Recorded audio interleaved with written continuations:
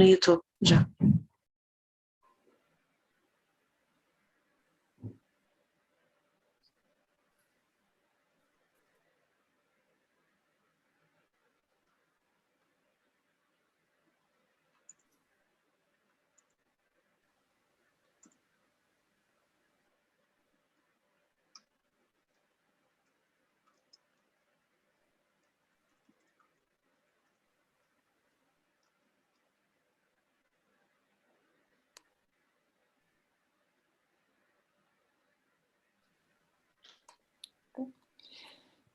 Muito boa tarde a todos.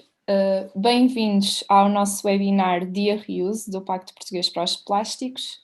Antes de iniciarmos a sessão, só umas breves notas acerca do funcionamento da mesma. A sessão será composta por 3 apresentações, seguidas de um período de perguntas e respostas. Nesta segunda parte, os participantes poderão colocar as suas questões aos oradores por escrito, via bate-papo, ou oralmente através da funcionalidade de levantar a mão. Os microfones encontrar-se-ão desativados ao longo da sessão, sendo que serão ativados para os participantes que tiverem alguma questão neste período de perguntas e respostas.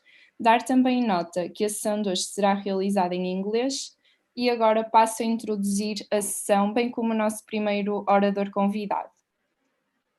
Tendo em conta a meta do Pacto Português para os Plásticos de garantir que 100% das embalagens de plásticos são reutilizáveis, recicláveis ou compostáveis até 2025, a reutilização é vista como um dos caminhos a seguir para a promoção da transição para uma economia mais circular para os plásticos em Portugal. Em julho do ano passado, 2020, o Pacto Português para os Plásticos promoveu a Semana Reuse, que nos trouxe exemplos de inovação no que toca às embalagens. Este ano, com a sessão de hoje, pretendemos abordar a temática da reutilização no setor da restauração, nomeadamente nos serviços de takeaway e de delivery, que com a pandemia da Covid-19 viram um crescimento exponencial relativo à utilização de embalagens descartáveis. Para além desta situação, a Diretiva Single Use Plastics, a Diretiva SUP, em vias de ser transposta para a legislação nacional, visa a eliminação e a redução de alguns plásticos descartáveis, os quais ainda prevalecem em alguns setores, como é o caso do setor Horeca. Neste sentido, hoje trazemos 3 representantes de 3 empresas europeias que utilizam um modelo de reutilização na restauração nos seus serviços takeaway e delivery, dando a oportunidade de conhecermos estes novos modelos de negócio e o potencial de replicabilidade no mercado nacional, contribuindo assim, então, para a nossa visão de termos uma economia mais circular para os plásticos em Portugal. Vamos contar então com as 3 apresentações, sendo de Oriol Segarra da Boomerang, em Espanha, de Beth Massa da Ozarka, na Holanda, e de Janet Morath da Recircle, na Suíça. Mudando agora para inglês, thank you so much for your presence, dear speakers. We will start our session now, just switching back to Portuguese to present Oriol.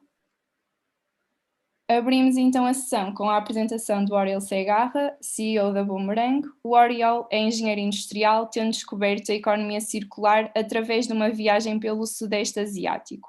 A partir desse momento, tem tido como objetivo terminar com um estilo de vida baseado no descartável, através da inovação, novos negócios e do design.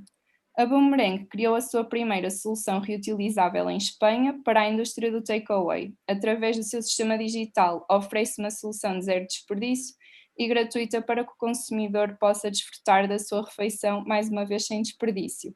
Passo então agora a palavra ao Oriol. Oriol, the floor is yours. You can start your presentation now. Thank you. Good afternoon. Thank you, Cristiana. Hi, everyone. Thanks for inviting Boomerang. We are very humble and happy to be here sharing our vision of reusable packaging systems for, in this case, takeaway and delivery. I'm going to start sharing a short presentation of what Boomerang is and what we aim to do. As you heard in the introduction, I am an industrial engineer and I am also a surfer.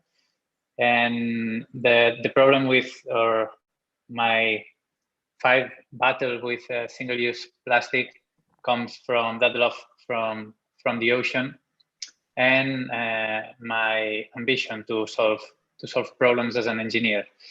When I heard about the concept of the circular economy, everything made sense to me. As an economy and a production system that embraced materials and that didn't create waste and could make a profit and also be beneficiary for society and the planet.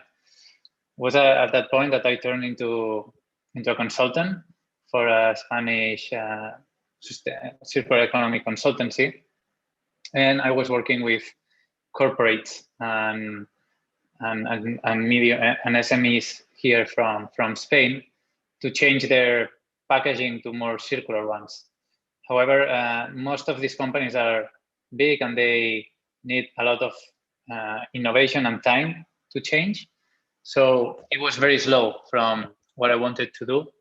And seeing models in Europe, like Recircle that we have here, that were doing a great job starting to introduce reusable packaging, I set on a journey to start Boomerang, which is the first and at the moment only reusable packaging system for takeaway and delivery in Spain. So basically, the problem that we wanted to solve is when you order a takeaway meal, you're getting food inside of a packaging container that will be used maximum maybe 1 hour. It even can happen that you don't eat inside that container and you just use it for transportation, which makes the case even worse, or you even eat it outside the same venue where you get it and just throw it in the bin from the same venue. So the concept we wanted to solve is the following. And you need to imagine yourself, it's Friday night, you're at home, you want to watch a Netflix movie and you don't want to cook. So you go to your delivery platform of your choice and you order a meal. However, a remorse starts clinging and starts coming to you because you know that the packaging that's going to come with that delicious meal is going to end up in your bin, and maybe, depending where you are, it's going to end up in a landfill or incinerated. We have to acknowledge that the average European generates about 172 kilos of packaging waste each year, each one of us. And consumers are also asking for solutions to that problem. However, the solutions that we are putting now in the market, which are compostable packaging, are not just more expensive, between 3 and 5 times, but are also a waste management nightmare for countries like Spain, where organic separation of waste is still not available in the whole country. It's only available in some areas, and in the rest of the country, it goes to landfill, where it generates a bigger problem that the problem we're trying to solve. We also need to check and see what it's been doing in some of the most innovative countries like Germany, which set a target in 2023 of having reusable packaging available in all restaurants, bars, and cafes all across Germany by law. So we set up to create Boomerang, which is the bowl that comes back. And as we said, we are the only and first solution in Spain. We're a completely digitalized system, which works with a mobile app. If you want to use Boomerang, you need, first of all, to download our app and sign up. That will generate you a QR code. And with that QR code, you can visit any of the restaurants in our network and ask for your meal in reusable packaging. You can also turn into delivery platforms and order through the normal delivery platforms your meal in one of the Boomerang restaurants, copying your code and getting your food delivered in Boomerang. Then you have 15 days completely for free to return it to any partner of our network. We're only available in Barcelona at this point, and we have more than 60 venues here. And it's completely for free if you return it within these 15 days.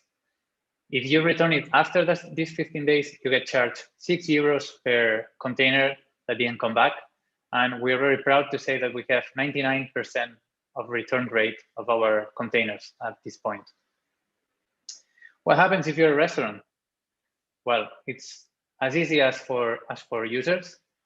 When someone comes to your restaurant and asks a boomerang, or you get a delivery order that comes with a boomerang code, you just switch from serving in a single-use container to serving in a reusable container. Then you give it to the rider, or you give it directly to the person and scan the QR code of that person. When you receive back those bowls, those boomerang bowls, you just treat them as they were part of your restaurant's plates and dishes. You just put them in the dishwasher, wash them at 60 degrees, and then it's sanitized and hygienized. Our business model is what it's called a B2B2C. So it's free for the users, as we said, and we charge restaurants. There is a subscription of €300 per year for each location that the restaurant has. And we're working in integrations with the delivery platforms through an API, which will charge 19 cents per each container that comes out thanks to a delivery platform integration. Our system works mainly for three things. First of all, it's a network effect. The bigger the network we have, the easier it is, and the more robust it gets.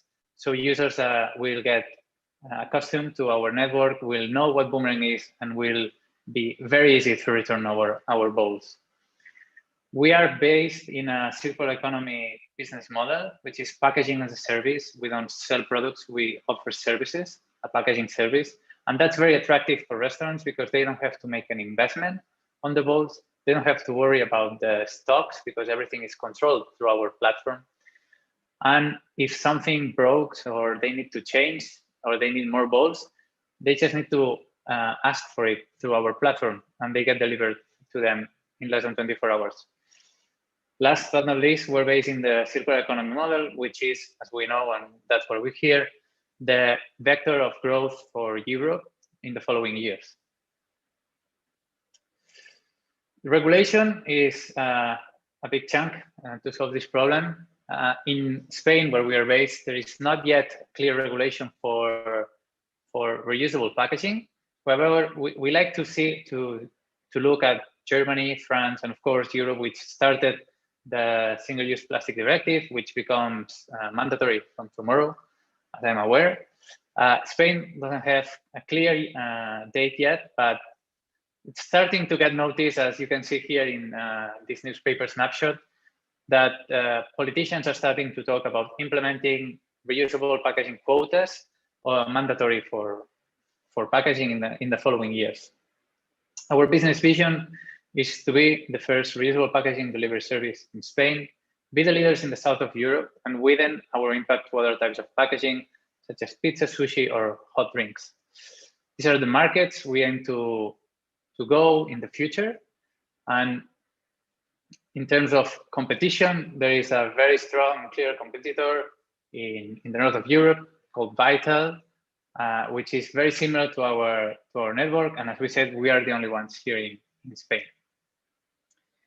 We aim to end single-use culture. That's the end of my presentation, and I'm happy to answer all your questions. Thank you. Thank you, Ariel, for your great presentation. We are heading now to our next one. It's from Beth. I'll present Beth in Portuguese and then pass the word. Iremos agora contar com a apresentação de Beth Massa, CEO da Ozarka e gerente-geral da Deliver Zero Holanda. Passou os primeiros anos da sua carreira ligada ao comércio online na Amazon, nos Estados Unidos da América, e na Microsoft, na Holanda. Nesta última, teve a oportunidade de trabalhar com investigadores ligados ao estudo dos microplásticos no oceano e estes inspiraram-na a fazer parte da solução. Fundou a Ozarka com o objetivo de terminar com o desperdício de embalagens descartáveis nas indústrias da restauração e da hotelaria. A Ozarka permite que haja um aluguer das embalagens reutilizáveis no setor da restauração, sendo que a Deliver Zero, enquanto parceira, é uma plataforma de pedido de refeições onde estas podem ser entregues em embalagens reutilizáveis. Assim, vamos agora contar com a apresentação da Beth. Beth, the floor is yours. You can start your presentation now. Thank you. Okay, thank you very much. Just get this up here. Okay. Yes, first I just want to thank Oriol for his really excellent and thorough and inspiring presentation. You're definitely going to see some similarities in our business model with his, so I will not linger on those any longer than necessary. But indeed, I am the CEO and founder of Ozarka, and our goal is to replace all disposable containers with reusables in the made-to-order food sector, wherever it may be. So it's a little bit delayed, sorry. So with our model, we have two integrated channels actually. At our core, we are a B2B company where Oriol calls it packaging as a service. We call it reusables as a service. These terms will probably be standardized over time. And in this case, we work with corporate caterers, events, corporate canteens, anywhere where large amounts of containers are used in a single space. And in this case, what we do is offer the containers for a per usage fee. And that fee includes the container, the collection of that container, wash, sanitation, and redelivery. And so the way that it works, again, very similar to what Oriol said. We deliver the containers, they're used by the consumer, we collect them, wash and sanitize them, and then the circle starts all over. Because we get so many questions on this, I will focus on how to get the containers back from the consumer. This is the most interesting and in some ways the most challenging part of our journey. And we do this in two ways. What we first try to do is either minimize everyday habits as little as possible in order to make those habits sustainable. So in this scenario, we go where the customers already are. That includes drop-off boxes in grocery stores, asking them to return containers in their local neighborhoods. And we use technology to make this as easy as possible. So our drop boxes are smart. And so when a consumer drops a container off in a smart drop-off box, they are automatically recognized as checking in those containers back into the system. The second way that we do this is if we do need to create a new habit or a new behavior, we need to make that as rewarding as possible. So for example, we're experimenting and innovating with all different types of scenarios here. Some will work, some won't. For example, we're working with hotels in Amsterdam, which is a very densely populated city, and it's very mixed. So hotels and retail experience are very intermixed with the residential areas. And we are putting these drop-off boxes in hotel lobbies in boutique hotels. And so when if you're in the neighborhood with a boutique hotel in it, maybe you're on your way to the grocery store, on your way to work, you've got some of our reusable containers to return. You stop into the hotel lobby and turn them in there. It's an interesting experience. It's a new experience. A lot of people we think are going to be like, wow, this is such a cool space. I had no reason to go into this hotel lobby because it's in my neighborhood. And then it gives the hotels an opportunity to maybe upsell them, sell them a coffee, maybe recommend the hotel to your friends who are coming into town. We're just using the return of the container to create new experiences and new stories and being as innovative there as we can. And also, like Oriol said, we're seeing quite organically a very, very high return rate. Right now, we're all niche, so people are choosing for our experiences because they want to be sustainable. And again, we just need to use technology to make these consumer experiences as easy as possible so that these new habits are adopted at scale. And I would like to say that our experience first and foremost, or our strategy is first and foremost, acutely laser focused on the customer experience. So we really start with the customer experience rather than building technology that just focuses on how to get the container back. And so that brings me to the second model, which is our B2C experience called Deliver Zero. Deliver Zero is an online food ordering platform, just like takeaway.com or Uber Eats, or maybe some of the other ones that you're familiar with. So here, there's no app to download to return a container. There's a very low barrier to entry in terms of the user experience because it's very similar to what consumers are already used to. But there are two main differences here.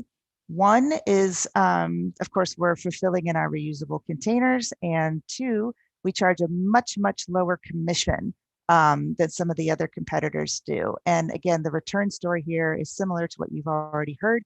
All of the restaurants participate in a network. So I can order my food from the Thai restaurant on a Monday, but I can return the empty containers from that meal to maybe the Indian restaurant that perhaps is maybe closer to my house. So all of the restaurants agree to participate in this network and return and check in containers, whether those containers were the result of an order from their restaurant or not. So in that way, we sort of scale and create what we call the circle economy in 1,000 small circles to keep the distribution hyper local.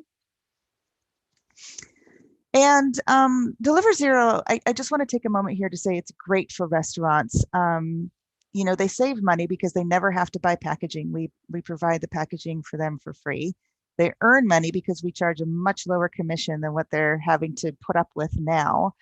And we're not broken. So if you talk to just about any restaurant, they could spend an hour telling you how unhappy they are with the major players in the space right now.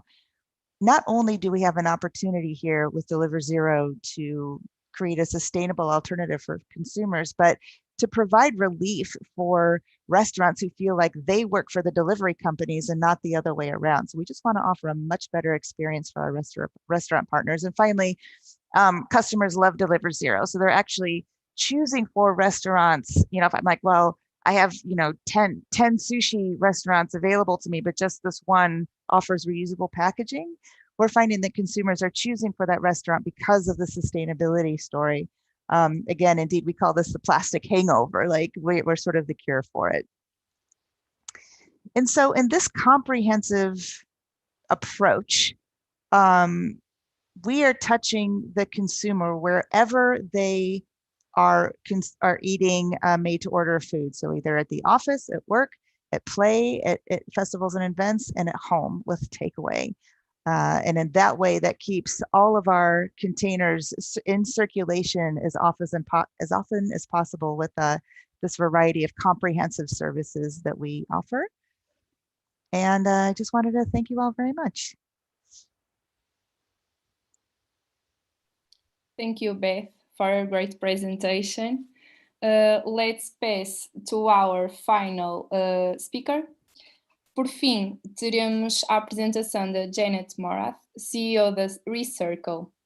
A Janet iniciou a sua vida profissional na indústria hoteleira e turística, onde ocupou vários cargos na Suíça e também no estrangeiro. Durante este percurso, percebeu que necessitamos de alterar a utilização de embalagens descartáveis para reutilizáveis. Trabalhou como gerente e planeadora de eventos, em marketing e comunicação. Através do seu trabalho como consultora no Departamento de Gestão de Resíduos e Reciclagem da cidade de Berna, na Suíça, entrou em contacto com a temática das embalagens reutilizáveis e fundou a Recircle. A Recircle foi então fundada em agosto de 2016, com um total de 24 parceiros na sua rede, e atualmente conta com cerca de 1.900 parceiros, quer na Suíça, quer na Alemanha. Desde junho deste ano, a Recircle encontra-se a alargar as suas operações até países como a Holanda, a Dinamarca, a Estónia e a Itália. O modelo da Recircle permite que os clientes adquiram as suas embalagens e copos para a viagem e que devolvam a um dos seus parceiros, recebendo o dinheiro do depósito de volta, mesmo que estas se encontrem danificadas. Thank you so much, Janet. The floor is yours. Right now, you can start your presentation. Okay, thank you very much. Also, thank you for inviting us. We also feel very honored, and I'm glad to meet Oriol and Beth finally during one of these calls. I just share my presentation. Can you see it? Yes. Okay, so we from Recircle, we believe it's time for a new kind of packaging because we also have the single-use hangover. Even though in Switzerland we are free, there is no threat of legislation because we love recycling. But now we have to teach everybody how to recircle, how to reuse. And that's exactly what we do. We replace single-use packaging with recyclable, affordable, and more ecological products. More ecological, why? Because as you can see in this life cycle analysis, actually it's not the end of life that's really the problem. We are always talking about end of life of plastic ocean and everything, but actually it's the manufacturing that's the biggest issue. And that's the orange part. So even if you do, like, I don't have a biodegradable slide here, but even if you do biodegradable, it needs lots of energy to produce it. And even if after it's burned or it's buried or it's composted, it doesn't matter. It's not the big issue. And you see in the reusable part, that's the 3 small lines. The yellow part is the use, and that's mainly the washing. A little bit of transport, but mainly the washing. So it's also very important how we wash our reusable containers. Right now, we concentrate on the change of habit, like the change from single use to reuse, but this is something we have to keep in mind. So how we do this? We always have these 3 elements. We have the head, we have the heart, and we shape the path. So we think that reusables can only work if they're very high quality and if they're long lasting, because you need to use them about 20 times until they're really more ecological than single use.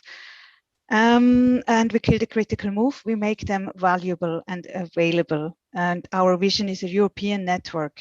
We want that our very specific color, aubergine, will be the reuse color. But I know this is a very big vision.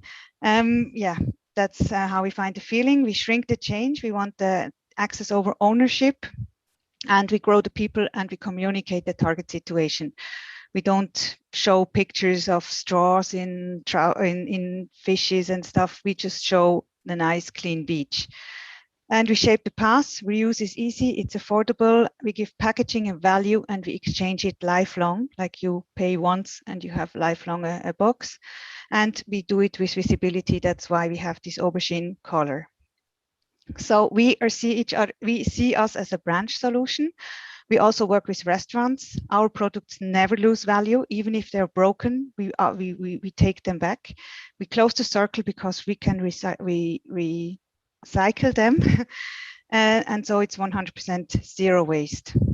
We also developed our products. I think Beth did too, product development. And this was really important because it also saved us through Corona, the Corona crisis, because they can be washed very hot and they're very hygienic. They have no silicone rims or no 2 components. They're very easy to clean and to dry. And we test them regularly for migration. And we do constant developing. Right now, we're doing a pizza box. We have a very transparent business model with flat rates. We are changing our business model now because all these new initiatives like Boomerang is coming with pay-per-use models, and the box doesn't have to be paid anymore. So we have to change our business model too, but we will not have a scanning model. We don't want the pay-per-use because we think it's too expensive, but it depends of how you calculate. So I think there is place for everything. And now I can't see my last one. Yeah, we have a ready-to-use implementation. We have an app, but you don't have to use it. And there is no scanning, and you can also just continue buying your box. So this is our products. I've already told you a little bit. We are very proud of them. And because in Switzerland, people, and also in Germany, the people buy the boxes. So we have a very low return rate, but the restaurants have a very high reuse rate because the people, our guests, they come with the box and have it refilled. So we have restaurants, they have like over 3,000 menus per day in a box. And that's they all bought the box. So there is no scanning, there is nothing. It's really fast. And this is also why the design was so important, that they're really stackable clothes. They are easily wash and dryable. They can they're tightly closing, so they're really good quality, so people really like it. And you can put them in the oven, in the microwave, and in the dishwasher, and if it's broken, we take it back, we shredder it, and we make something new out of it with our producer. Yeah, this is the new business plan. This is the first time I talk about this. We think of doing a self-estimation. So the restaurant says, okay, I'm having 30 menus in a disposable food box, and I want to exchange this. I want to have 30 reusable meals in boxes per day. So they will get 700% of products, and they have a monthly fee which is flat. So if they use more, it's all their benefit. If they lose less, then we are cheaper than we are more expensive than the pay-per-use. And we deliver the services, the application, the point of sale information, the hygiene concept, and we do the exchange and balance of stock. And with this, you save over 1,000 euro per year. And that this is with the minimum rates. So over 400, euros per year. So this is what we have achieved in the last 5 years. I mean, we have grown from 24 to 1,500, and I just had a confirmation for a big group today. They will start in September, so we will be 1,800 in September, and I hope we will get to 2,000 partners by the end of the year, but it's also a little bit depending on Corona. We have started in Germany. In Germany, we have 400 restaurants, and 4 more European countries have just started. We are now 12 full-time, really motivated people. Without them, without the team, it wouldn't work. And we have a product range, so we can cover like 90% of the meals. The large chains, they're working with us, and yeah, the product development I've mentioned already. We are doing a pizza box. We hope that we can launch it in next February. Yeah, and we have been profitable since 2019, and we, thanks to our design of the box and to our hygiene concept, we have survived COVID. What do we want? Where do we want to go in the next 4 years? Yeah, we want to have a really big growth in the network Switzerland, and we want 10 European countries, and we hope Portugal is next. Then we have digitalization is completed. The delivery companies offer recycled packaging. We are doing just testing right now. We are not as far as Boomerang and Ozarka, but we will get there by the end of the year. And the network is doing its job. So that, you know, if you have an aubergine box, you can give it back to a restaurant partner. And yeah, we have a recycling process ongoing, and yeah, we hope to have new markets, like, for example, we can make a feijoada box or something. We will see. Yeah, and also what's very important, we are in a very moving environment. I mean, as you said, there is a confusion about the law, and there is so many different thinkings of circular economy. You know, for one, circular economy is recycling, or it's so many different things. So we have to be open, and we have to really listen and go by little steps. And the other day we found something really funny, because you never know what circular economy can do. You can even use reusable packaging for flirting. So we have to stay open for everything. So this is the overview of our recircular solution. And I think you will get the slides, and then you can just see on one eye what we offer. And that's the end of my presentation. And thank you very much. Thank you very much, Janet, by finishing with this good message of spreading the love with reusables. Thank you all. Thank you, Beth. Thank you, Ariel. Thank you, Janet, for the great presentations about reuse solutions implemented in different parts of Europe, all at scale and all profitable. So I think the three projects that you presented just show how reusables can be a solution. So right now we pass on to our Q&A session, so I'll keep the English. All the participants can put their questions either on the chat box or raise the hand option to speak directly with our speakers. I'll just kickstart with one question.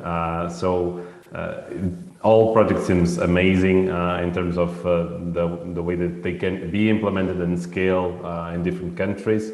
The Portuguese Plastics Pact has a target, as all the targets for 2025. And my question for you three is that if you consider that by 2025, reusables for takeaway and delivery can be the dominant option in these sort of services.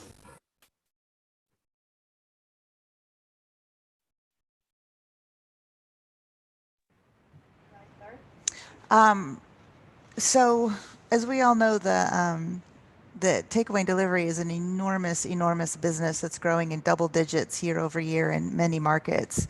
In the city of London alone, over 1 billion individual pieces of takeaway packaging enters the waste stream every year.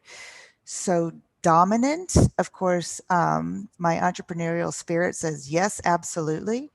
In reality, I don't know if that's physically possible, but I know that all of us here are going to do as much as we can to make as deep of an impact in the space as possible. Okay, thank you, Beth, for your perspective. Maybe Oriol.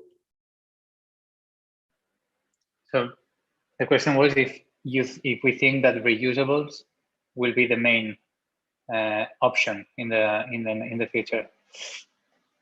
I think they can be, but a world where only reusables are available, especially for takeaway and delivery, I don't see it happening because you're gonna still have you will have both solutions living together. However, I'm sure there's gonna be a quota for reusables in every country, and it's gonna be significant. It's not gonna be as small as now. Maybe now, I think in Germany, I heard it's about 2% at the moment, and it's a country that has more solutions available. So maybe it can grow until to 20%, 30%, which is already like we're talking about millions and millions of reusable packaging flowing around. Okay, perfect, and good to know this data about Germany also. Janet, I don't know if you want to add anything. I am optimistic than you too, because we have restaurants, they have 70%. We are listening very low right now. Sorry. Yes. I am more optimistic than the two of you, because we have restaurants, they have like 70% of the people come with the recycle box. I think it's about convenience, and we just need to be more patient. We need to be more patient because it's a slow growth. You know, you have to find the right people to use it, that other people are following them. We are like a herd, and the more it's visible, the more it will be used. So, and the secret is, in my eyes, it has to be convenient, and there where it's easy, it will be replaced to like 70-80%. And where it's difficult, or if it's not convenient, then we will not replace it. So I think 60-70% we will get. Good to know your good perspectives about the rise of reusables in the near future. So I'll pass to the questions from the audience. I'll start with Susana Fonseca from the NGO Zero. She asks, what sort of materials are you using in your packaging, and how easily they can be recycled in the end of life? So maybe we'll take the same order, Beth, or you, Janet, to explain a little bit more about the materials using in your packaging. Sure. Oh no. Okay. Go.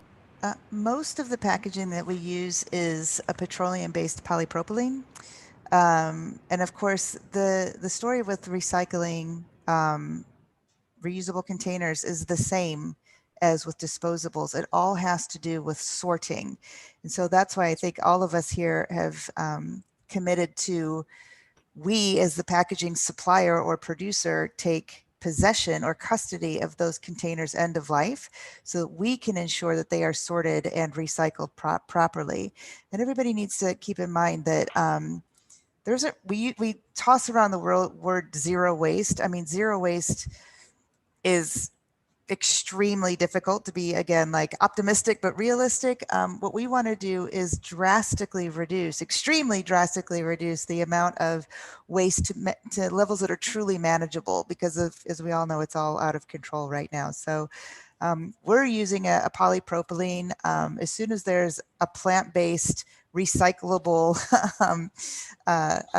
container material that's durable, we'd love to make the switch. But for now, that's what we're using mostly. Okay, thank you, Beth. Ariel? Yeah, in our case, it's also polypropylene. The lid is an elastomer with polyethylene, which is not, the lid itself, not 100% recyclable. However, we didn't design, we're using a product that is was already in the market available. We're looking forward into the future to developing a range of products, but at the moment, it doesn't make sense for us economically. It's better to use something that is already there. In terms of recyclability, is what Beth said perfectly. If you own the product, and because you give it as a service and you make sure that it comes back to you if it's broken or something happens to it, then you can recycle it. You will have a high quality source of recyclable material that any recycler will be happy to turn into new products. It can either be for us or for someone else. Okay, perfect, Ariel. Thank you. Janet? Ours is also, it's PBT. It's not polypropylene, because we made some tests and we have like also this, these high heat ovens, and it just didn't work for our restaurants. So that's why we choose PBT with 30% glass fiber. So everybody who hears that is like, oh, glass fiber, you can't recycle, but you can, just not always, But what we are doing is, we pitched now at the government to change the law that we can put like 10 or 20% of recycled material into the new boxes. Right now, we keep them, we shred them, and we store them in bags, but we have only a few 100 kilos, it's not so much. And as soon as they give us green light, we can use it to put into the boxes again to make new boxes, and this would be really good.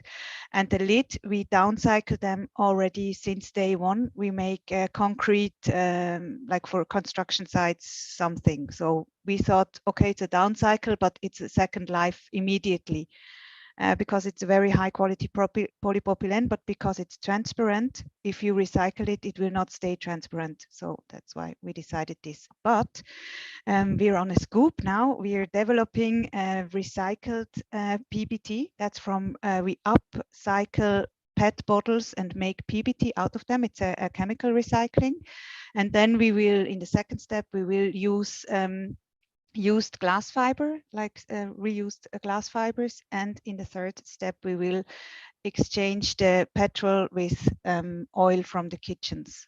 So this is our plan for the next 5 years. So we hope that in 5 years, we will have a non-petrol based material, 100% recycling. Perfect. Very, very good news and very good answers. Thank you for your answers and for sharing your strategies regarding materials and their recyclability and their incorporation again in your new packaging. I'll bring a question from Daniel Guimarães from the retailer Mercadona. It's quite interesting. We were discussing the raising of reusables, and it will increase also the number of companies using reusables. So just trying to summarize, how can we deal with different reusable packaging, not coming from the same provider? So if Ozarka, Boomerang, and Recircle come to Portugal at the same time, how can we deal with this different reusable packaging? Can I? Can I? I think there will be only 1 or 2 companies that will make the race, because now in Germany there is 3 big ones, and I don't think they will make it all 3. There will be either it will be local, you know, like the south has one and the north has one, but I don't think there will be 3 or 4 reusable systems, because it doesn't make sense. And the other thing, what we always also forget, is that the customer is very, the customers don't switch too much restaurants. They have their 5 restaurants and they stay with them. So we might think that it's a problem, but it's not really a problem, even if there is more than one reusable company. Okay, thank you, Janet. And Beth, from your side? Yeah, I was waiting to get to this question because it's a really fascinating one. I also agree with Jeanette that I don't think it's going to be possible for a lot of little players in this space. I think there's going to be the race to scale. And even if there are only 1 or 2, yeah, for sure. I mean, it's a logical, if you take this to its logical conclusion, let's say that in a couple of years, reusables are required and mandatory and disposables no longer exist. Indeed, there's going to be a tipping point where if, let's say, a deposit is required, that's probably going to hurt restaurants, because if customers are kind of being punished for having the small transaction with a deposit constantly coming and going, or they have to, give over their data so that we can keep track of them and charge them later if they don't come back. I mean, we're talking about millions and millions of people and hundreds of millions of containers. Indeed, it could be that there could be a risk that either that happens, or if the containers, there's never a monetary transaction or penalty if the containers are never returned, or if they are, then they have no value. And indeed, you do have an even greater amount of plastic potentially being thrown away. So again, we keep repeating this theme of convenience, of habit, but this, I think, is where industry and startups and companies like ours are really going to need government intervention to help make sure that these containers are returned properly. I'm not sure yet. We need to start thinking about that now, but we could end up creating a whole new problem by being incredibly successful with reusables if we don't start thinking about how to deal with that now. Thank you, Beth. And it's something to think about. This your opinion. Oriol, you also think that it's just a game for a few players, or there is space for more companies? Yeah, I agree with them. At the end, it can either be a very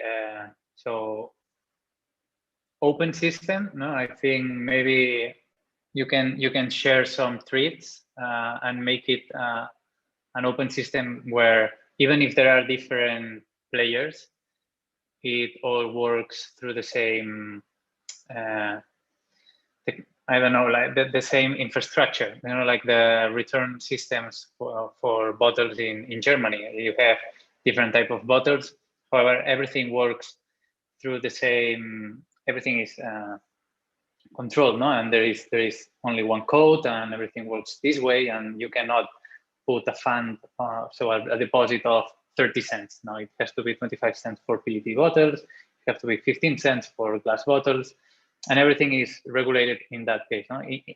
If this happens, then you can have a lot of players, because you just plug into the system, and if people accept your product because they like it more, because it's yellow and it's better for them, then they will use it.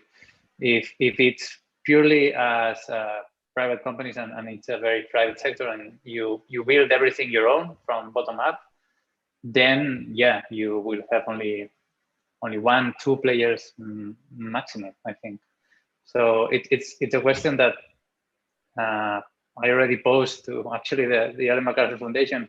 Should we start talking about which parts of this infrastructure should be shared between all of us, and choose one system, digital, non-digital, or that works with digital or not digital, and having this underlying infrastructure shared, and you can work on top of them, or we keep going everyone in our own and see who does it to the end of the race. No, a little bit.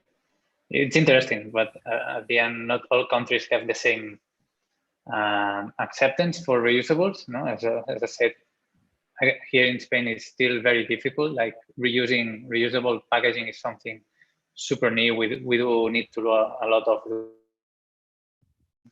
So it's looking more worrying yet.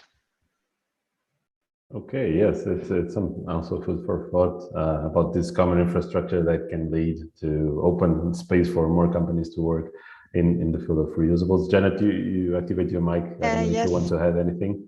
I want to add anything. And I see a little bit a danger now that we want to make it too convenient. Like we put automats everywhere. And I mean, an automat is very convenient because you can give it back at any time. But the automat also has to be like used hundreds or thousands of times until it's ecological better than to use single use. I mean, you used to replace a lot of single use to make an automat ecologic.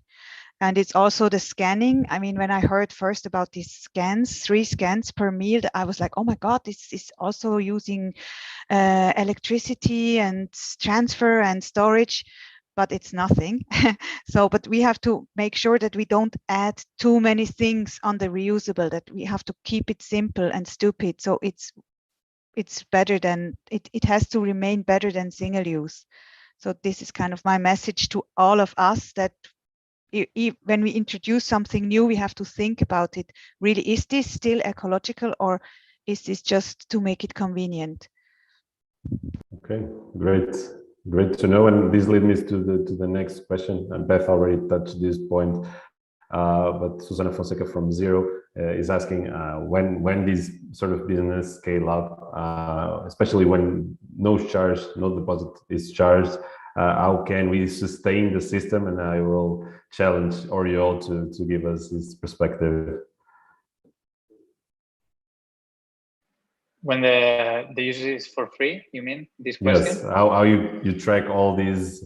So right now, you're just in Barcelona. Imagine you're covering Europe. How you control all these amount of free packaging that people need to return in 15 days? I mean, I think not now, because it's non-existent. It sounds very complicated, but we need to keep in mind that this system already exists for bottles, and they track millions and millions of bottles every day, and it works fine.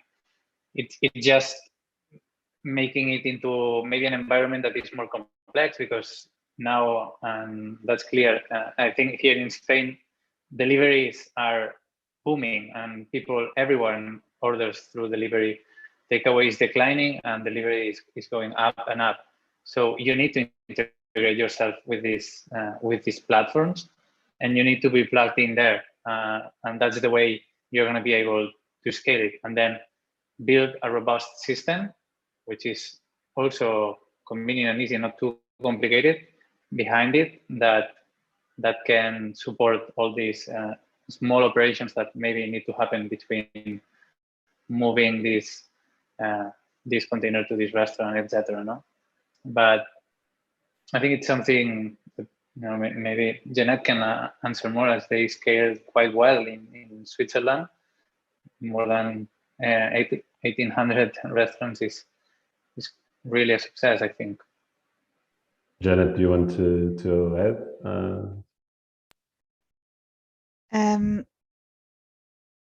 About what was the first question? Because so when it scales and in the absence of a deposit, so you pay no deposit for your reusable, no. how you can manage this system?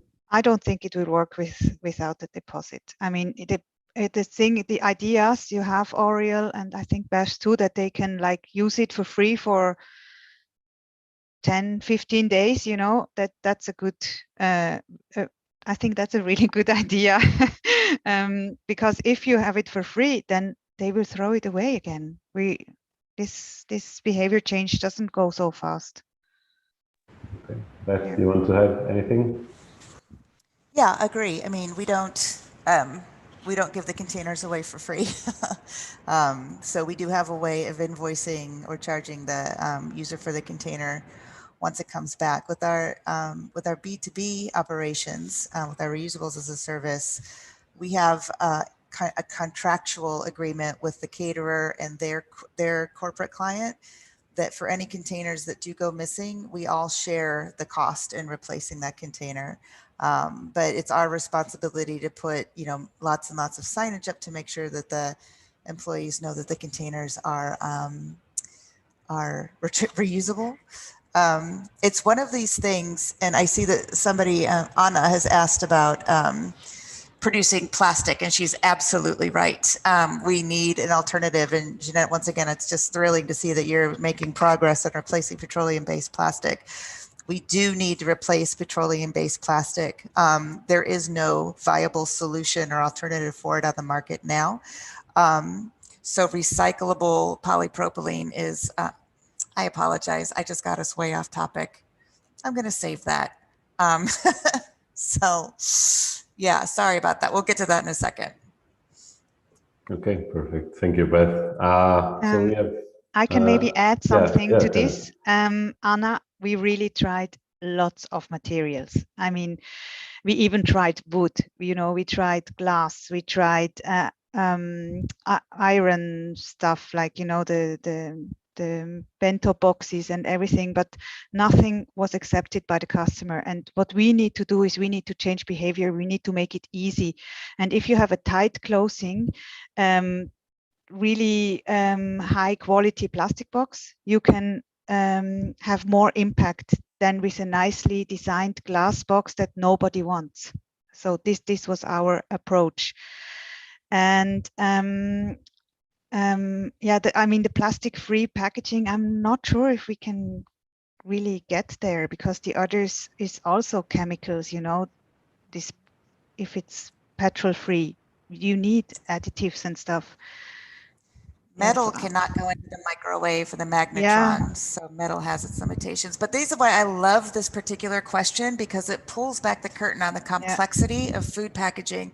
There is at this moment no perfect material that is zero waste. And so until that material becomes available, I think all of us are in this business to say we can make a tremendous impact in reducing packaging waste now. And the environment and human beings also can't afford for us to wait until the perfect zero waste packaging comes onto the market. I hope that it does one day. But yeah, all of these considerations are absolutely valid and need to be solved as soon as possible. There's just no solution available right now.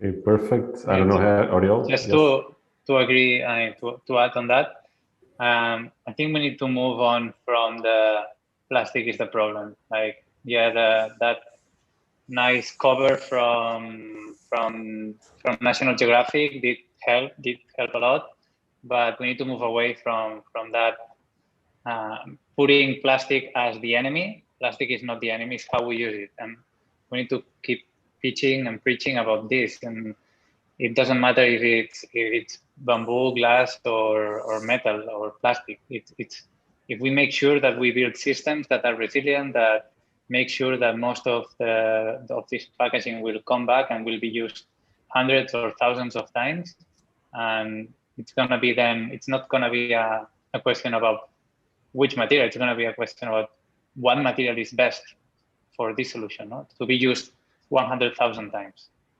Doesn't matter what material it is at the end. It's going to be the material that works best. And at this moment, and I think the three companies here, we use plastic. it's for a reason. I know that France, for example, is betting on glass. Transporting glass is very heavy, and here in Spain, at least, when I talk to restaurants, they don't want glass in the kitchen, at all. Like, they don't want to see glass, because if you break a glass container, you need to throw away everything in your kitchen.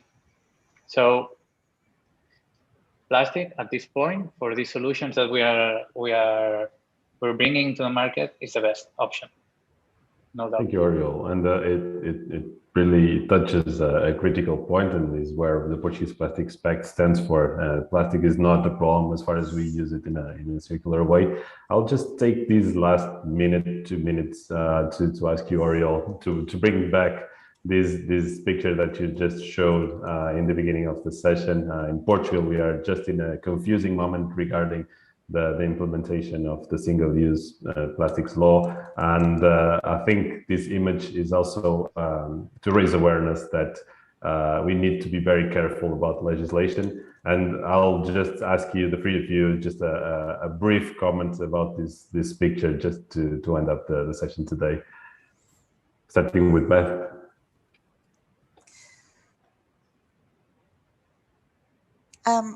Or I don't know if Oriol. Yeah, Oriol. Starting with Oriol. I was mute. Sorry. Explaining the picture, and yeah. Yeah. Okay. No. This is a picture I took 2 days ago in a supermarket here in Barcelona, and now with the transposition of the single-use plastic directive, all cutlery made from plastic that is single-use is banned. So if you just, the law, the legislation just says that, you are putting companies in a very good position to make something like this, which is creating the same product, which is a single-use cutlery, adding a little bit more plastic, saying that it can be reused maybe 2 times, and sell it for a higher price and make more profit, add more plastic, create a bigger carbon footprint. And it's we're talking about systems change, and if you don't take into consideration the whole value chain and all the players that are out there, you end up with a bigger problem that you wanted to solve at the beginning. So yeah, I think this picture shows that policymakers need to be very specific on the terms that you put into the market. Either is biodegradable, compostable, or reusable, because you can end up with false solutions. I don't know, Janet, Beth, you want to add anything? Any comments? We also have this already in Switzerland. So my team and we immediately went to buy one, and I mean, we couldn't even eat one meal without it breaking because it's such a bad quality. So I mean, this is just making fun of the consumers. This will not stay, I think. Mm-hmm. You have to give them credit, those marketing people, credit for their clever reaction in a short-term situation. But yeah, it's pretty outrageous greenwashing. So. Okay. I think this is part of this behavior change. And this is again what we stand for: changing the whole value chain, consumer included, and not using greenwash just to try to present yourself as sustainable by just putting a label on a product that is exactly the same as before, or worse, has more plastic but is used in the same way as before. Beth, Janet, Oriol, thank you very much for this presentation, for this conversation. It was a pleasure to have you here and to know more about your models, to know more about your perspectives. I think as takeaways from the session today, behavior change is needed more than just label change. And as Janet was mentioning, it needs to be as simple as it can be to be used by as many people as it can be. And if we can achieve the 70%, 60-70% by 2025 of reusables in the takeaway and delivery services for restoration. Thank you very much for you all. I'll switch for Português. Obrigado a todos pela vossa participação. Esta apresentação depois ficará disponível no site de YouTube da Smart Waste Portugal, portanto poderão sempre rever esta apresentação. Muito obrigado pela vossa participação e para todos um bom fim de semana. Obrigada a todos. Obrigado. Thank you very much, everyone. Obrigada. It's a pleasure. Obrigada. Bye bye. See you.